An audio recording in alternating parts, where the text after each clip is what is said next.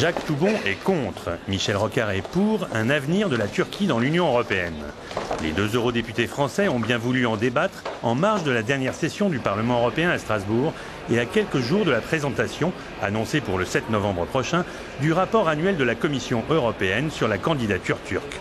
Pour l'ancien Premier ministre Michel Rocard, comme pour l'ancien ministre Jacques Toubon, l'examen critique du dossier turc voit sa justification renforcée par les derniers développements de l'actualité. Vision française sur la Turquie, tel est le thème de cette édition d'Agora. C'est clair que, par exemple, le rappel de l'ambassadeur de Turquie à Washington, parce que la Commission des affaires étrangères de la Chambre des représentants a voté la reconnaissance du génocide arménien, ça veut très clairement dire le refus de revisiter son histoire.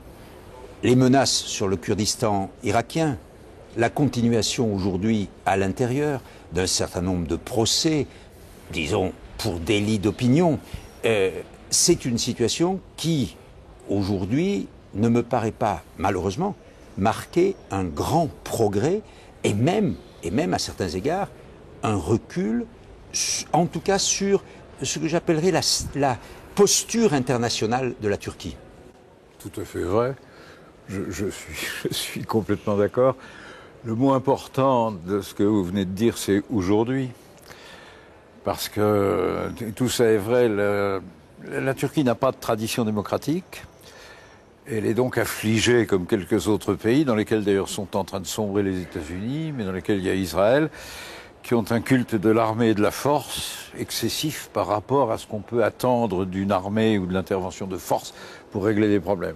Je ne crois pas au parachutage de la démocratie militairement en Irak, et je ne crois pas non plus à l'assainissement du problème kurde par les armes. Donc on est bien d'accord. Il n'empêche que la Turquie est un pays très important, qu'elle est un des premiers pays d'islam à s'essayer un peu de laïcité, menacé, fragile, mais défendu. Et énergiquement, et que la position qu'elle a su prendre depuis le début du conflit du Moyen-Orient, qui est un peu équilibrée et arbitrale, est très importante pour la paix d'avenir. En plus, il y a à côté de la Turquie 5 républiques pétrolières anciennes soviétiques qui parlent turc et qui sont partagées entre 3 influences, une influence intégriste islamique dangereuse, tueuse, une influence mafieuse, concussionnaire, laïque, mais alcoolique, celle du système hérité, et puis l'influence turque. Si nous claquons la porte au nez de la Turquie, l'influence turque va jouer en xénophobie anti-européenne, ça va être terrible pour l'avenir. Il faut donc aider les Turcs. Moi, je rebondis là-dessus en disant 2 choses. Que la Turquie a joué ce rôle de puissance régionale, je dirais, de première puissance régionale pour la mer Noire, le Proche-Orient et le Caucase. On est bien d'accord.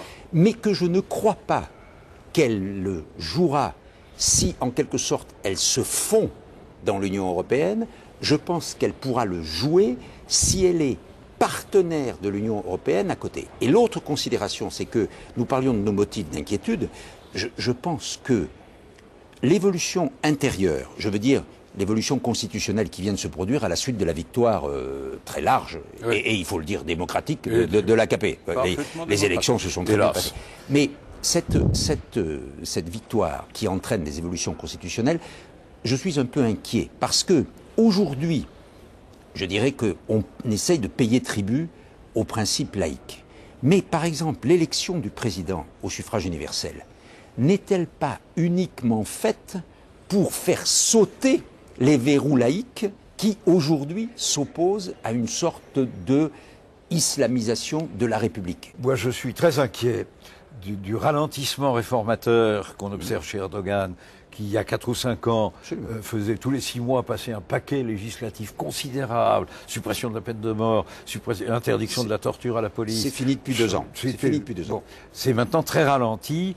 Ça ne veut pas dire que ça ne peut pas repartir, parce que les forces qui ont provoqué ça sont toujours à l'œuvre.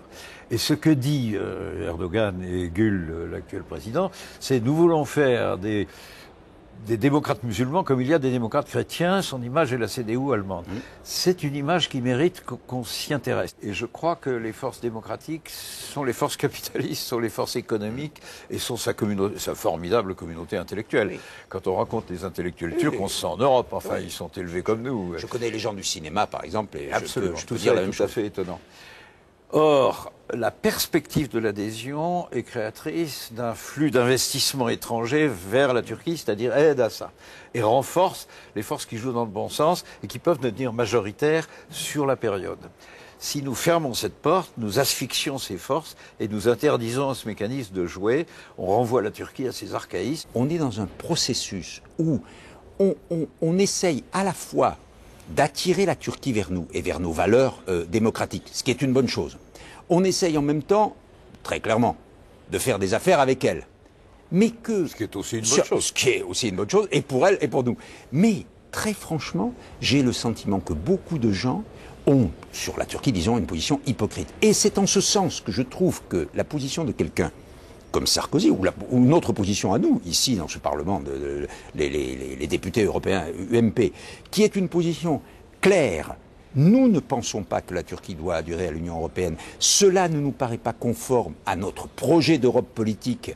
Et nous pensons qu'elle doit être dans une situation de partenariat.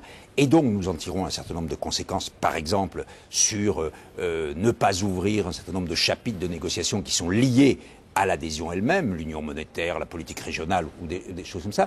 Je trouve que c'est une position plus lisible. Et je sais, d'après ce qu'il nous a dit, que c'est ce que le président Sarkozy a dit à Erdogan. Nous sommes devant une double menace mondiale. Un, l'émergence formidable de la Chine et de l'Inde, devant laquelle il faut bien des réflexes communs de tous les autres. Et deux, la crise du système financier américain. Oui. Je ne crois pas du tout que la crise hypothécaire américaine soit un épiphénomène. Je crois que c'est l'annonce d'une crise plus générale. Ce pays n'a cru qu'avec un endettement. Laissez-moi finir d'une seule phrase. Et je pense que nous allons vers une période extrêmement dure, les 3, 4, 5 ans qui viennent, où la réponse sera européenne en alternative. Et là, les Turcs seront à nos côtés. Moi, c'est dans ce sens que je le dis. Je pense que de la même façon que l'Europe s'est créée face à l'Union soviétique dans la guerre froide, je pense qu'aujourd'hui, c'est dans la mondialisation, avec ses chances et ses échecs, que l'Europe peut trouver, en quelque sorte, le levier de sa personnalité et de son projet. Et avec la Turquie avec nous, on entraîne le monde musulman. C'est formidable, c'est ça qu'il faut jouer. Mais je reconnais qu'il y a des réticences tant en Turquie qu'en Europe, ce qui est dommage. L'intelligence voudrait qu'on soit capable de le faire tout ensemble, parce que l'intérêt des Turcs ne sera pas pro-américain, il sera de notre côté. Et donc ça peut se jouer. Mais c'est pas facile. C'est une question qui mérite d'être posée aujourd'hui. Absolument.